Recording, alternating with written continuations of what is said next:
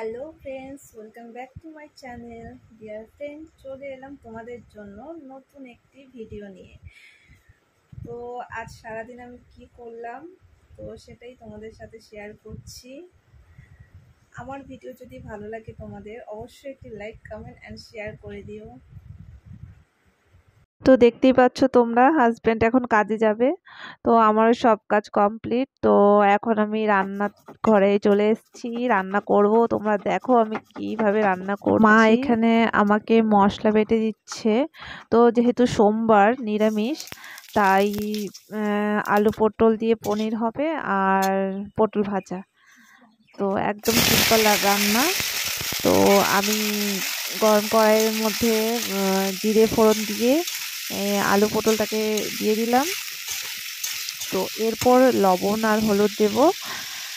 তারপরে কিছুক্ষণ ভাজার পরে তারপরে আমি মশলাটা দিয়ে দেব। যাই হোক, তোমরা তো খুব সুন্দর সুন্দর হয়তো রান্না করো, আমি অতটাও সুন্দর রান্না করতে পারি না, কারণ রান্নাটা আমার দ্বারা একটু কমই হয়। মাই রোজ আমাকে রান্না করে দেয়, রান্নাঘরে সেরকম ঢোকা হয় না। তো সময়ের অভাবে আমার এই পরিস্থিতি, কি বলবো আর। তো এই যে পটল ভাজা করছি, দেখো তোমরা, পটল ভাজছি একদম সিম্পল।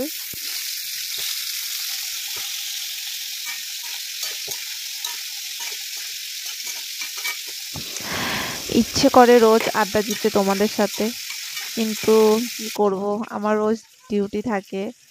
তো এই যে দেখো, আমার সবজিটা মানে শেষের দিকে। তো পনিরটা দিয়ে দিলাম আমি, যেহেতু আলু আর পটলটা কষানো হয়ে গেছে।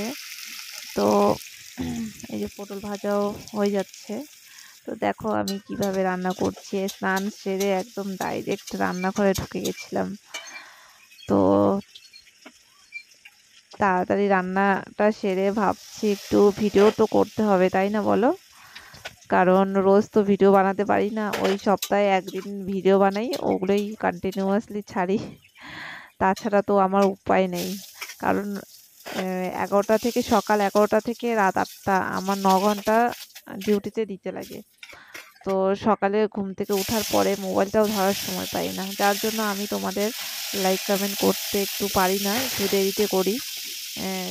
কি করব, যতটুকু সময় পাই তোমাদেরকে সাপোর্ট দেওয়ার চেষ্টা করি। তোমরা, আমি জানি তোমরা আমাকে অনেক সাপোর্ট করছো, অনেক পাশে আছো, সবাই আমার পাশে আছো।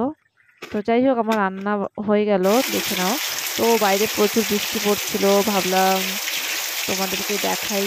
শিলিগুড়িতে কন্টিনিউ বৃষ্টি, বৃষ্টিটা বন্ধই হচ্ছে না, কি বলবো। রাত্রে বৃষ্টিটা হলে ভালোই লাগে, তাই না বলো? ঘুমটা ভালো হয়। কিন্তু এই যে দিনের বেলা মানুষ কাজকর্ম করবে কিভাবে, যাবে বাইরে, বেরোবে কিভাবে?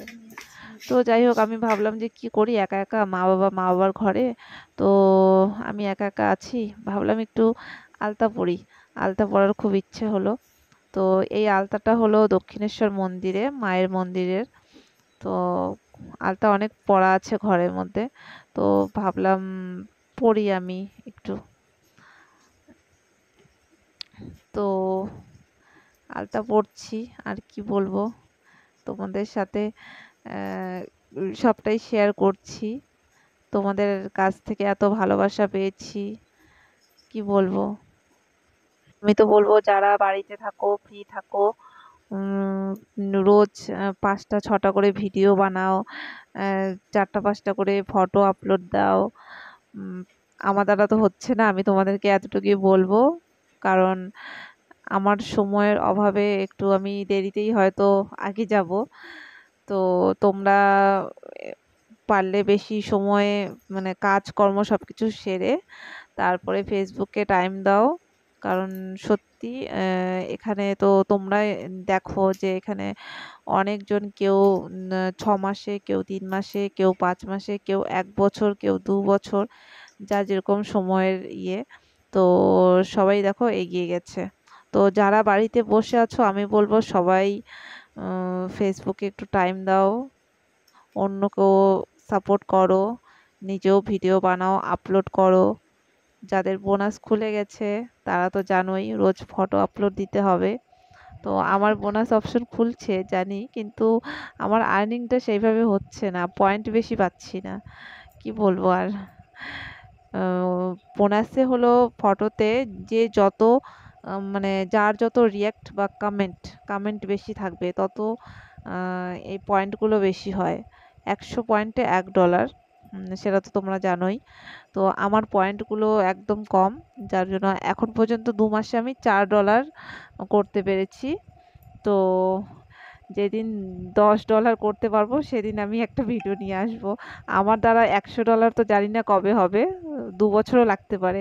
যাই হোক, আমি নেল পালিশ পরলাম, এই যে তোমাদেরকে সবকিছু শেয়ার করলাম, এই যে খাওয়া নিয়ে চলে এসেছি, এখন আমি খাবো। এখানেই আমি ভিডিওটা শেষ করছি। ওকে, বাই, টাটা।